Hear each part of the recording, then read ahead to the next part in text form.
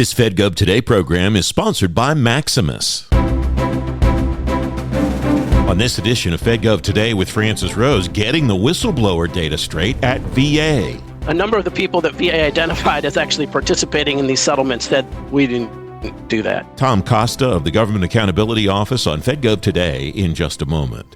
Uniting program strategy, advanced technology, process, and execution for a more efficient government. That's Maximus. Every program, every service, every time. That's innovation forward. Learn more at maximus.com/federal. The whistleblower record's incomplete at the Department of Veterans Affairs. The agency's struggling to track how it protects whistleblowers and how it handles settlements with them.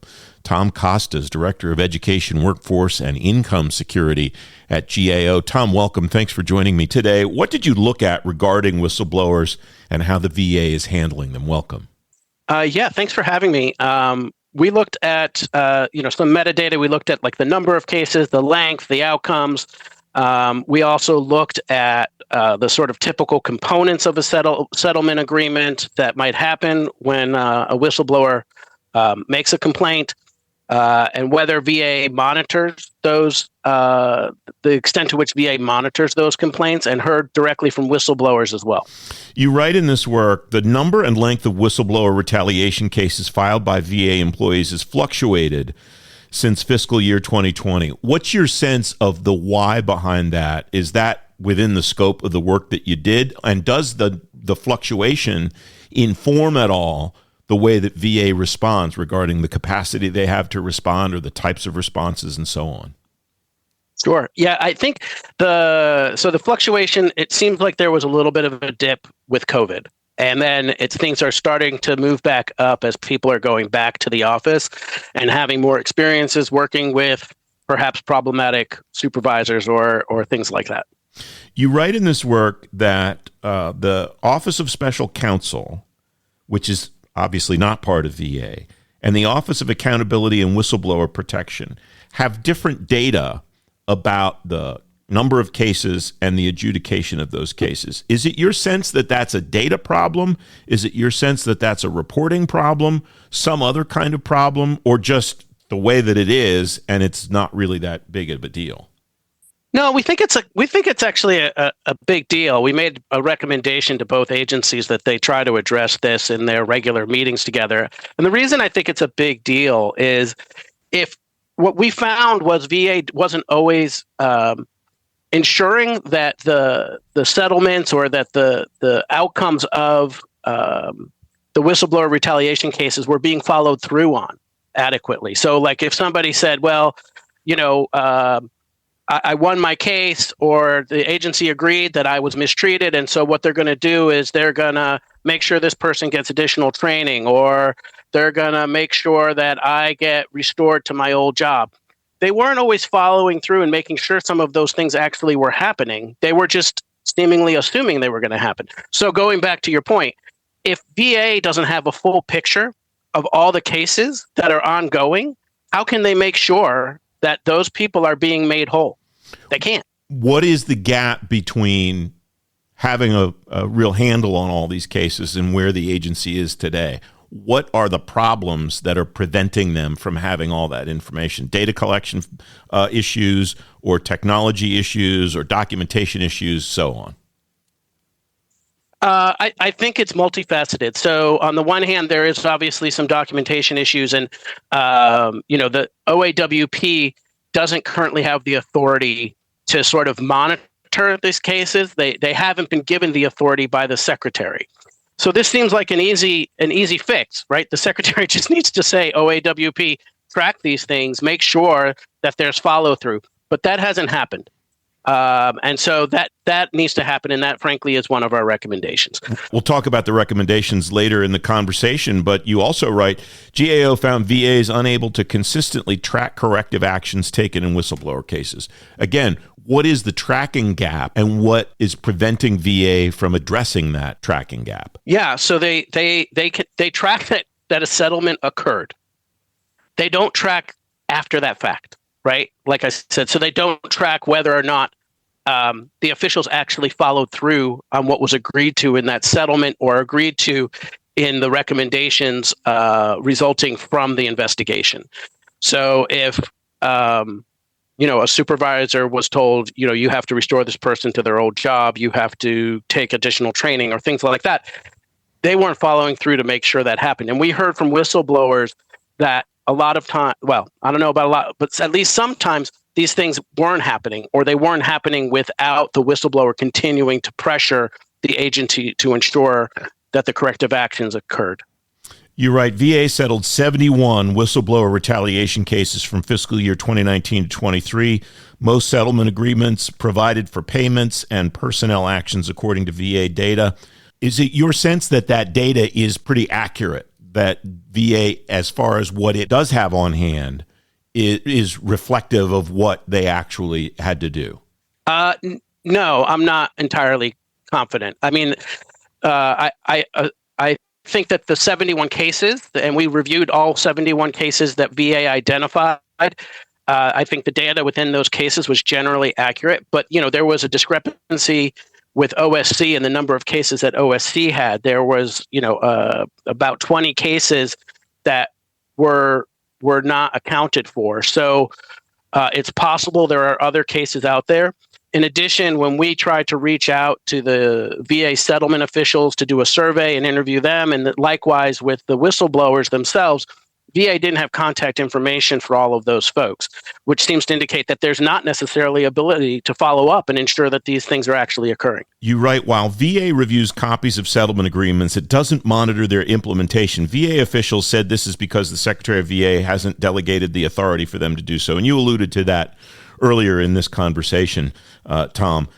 Is it as simple as that? Is it as simple as the Secretary saying, you need to do this and you have the authority to do this, and so somebody has to be responsible for it? Yeah, I think for a lot of this, it is as simple as that. They just need to follow through. I mean, you can make recommendations. Agencies can make recommendations to make people whole and to fix a problem, right? And but as long as nobody's monitoring whether or not people follow through on those recommendations, it's a hollow process.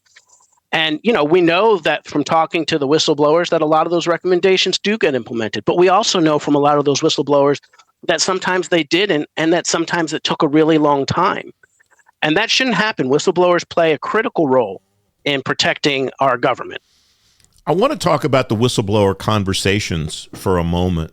Were there common themes among either what the whistleblowers had blown the whistle on, or what they told you about how the responses were, or any of that? My sense is that whenever we see in the general news media conversations about whistleblowers, it's a really catastrophic situation that sounds really egregious and so on. And I don't mean to diminish those cases at all, but I wonder if that's reflective of what the general whistleblower population is, if that makes sense. Maybe I'm coining a new term there, the whistleblower population.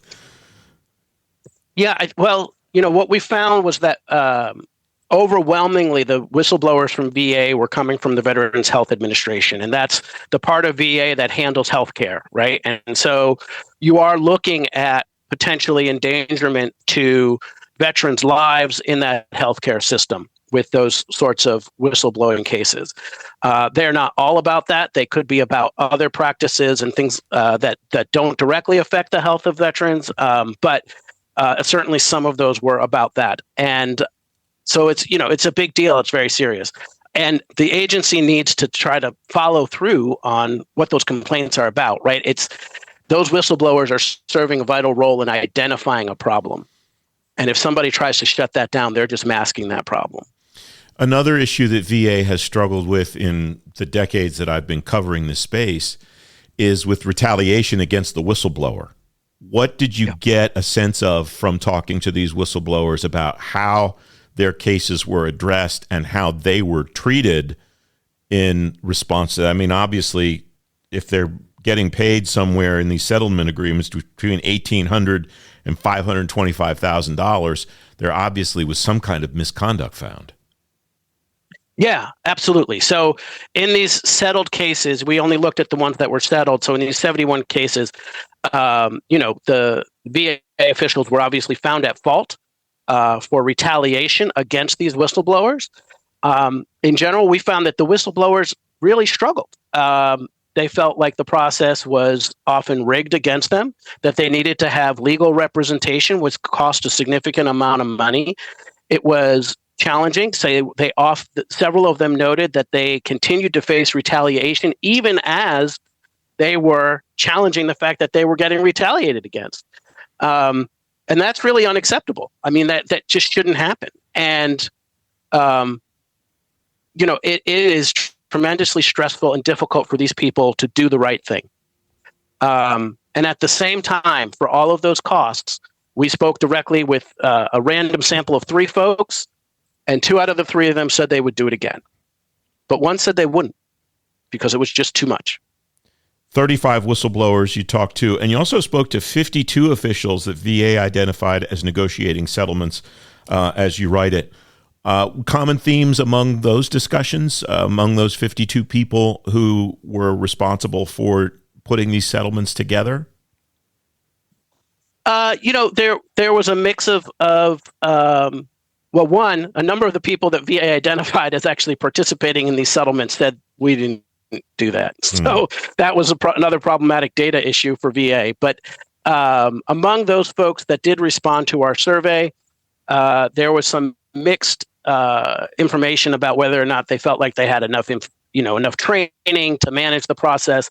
A number of them did. A few said they didn't. So there wasn't necessarily a cohesive message there from folks managing that process. From the whistleblowers themselves that answered our survey, as I mentioned before, they were really they had very mixed, often very negative experiences going through the process before they were eventually made whole. All right, so this is a question that you may or may not be able to answer, and that's outside the scope of our work is a perfectly acceptable answer, but it strikes me, you write, one of the recommendations you're making is that VA and OSC coordinate settlement tracking and that VA delegate the Whistleblower Protection Office authority to monitor settlement implementation. If VA has struggled with this for as many years as VA has struggled with this and if the Office of Special Counsel does this all the time for every federal agency, does it make sense at some point perhaps for Congress to say, OSC should just do this and this shouldn't live at VA anymore because they don't seem to be very good at it? Or is there something unique about the cases that are coming out of VA, especially out of VHA, that requires some kind of proprietary knowledge that people at OSC might not have? That was a little outside of our scope. I will say, though, that a huge portion of OSC cases are VA cases. And Congress, some years ago, when they created OAWP, they did so because they wanted to have another venue for VA employees to get their grievances addressed. And so that's the system we have in place now. From what we saw and what we heard, it sounds like OAWP, after some challenges where it was initially created, was starting to maybe find its stride a little bit. But, it's hard to know exactly where things will go in the future.